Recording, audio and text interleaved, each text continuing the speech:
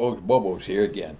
So, as you might imagine, I stay in relatively close contact with several friends of mine from the Air Force. I just enjoy hearing them. I enjoy hearing what they're doing and sharing stories and laughing about the old days, this, that, and the other. And it's just heartwarming to talk to these guys.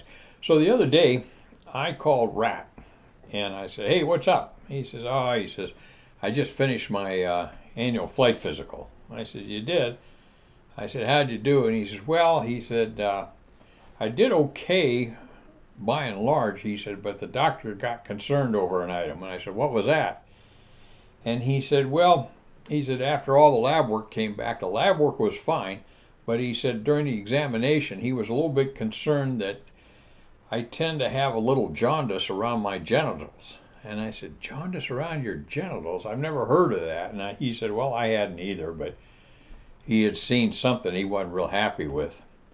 So he said he got to talking to me, asking me about this, that, and the other, and he asked me about my life, how things were going, and I told him. I said, I said, my wife and I were having problems, and we kind of eventually decided to split the sheets and call it quits. And I went ahead, and I just went ahead and opened up and told him it really bothered me, and I was just really uncomfortable with things. And he asked me if I was dating, and I said, "No, not really." I said, or he said, "We've only been split up for about 2 or 3 months now, and I just don't feel right." He said, "Well, what do you do with your spare time then?" He says, "Not too much of anything." He says, "I don't have much of a social life."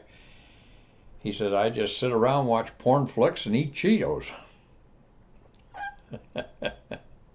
Base gear, stop.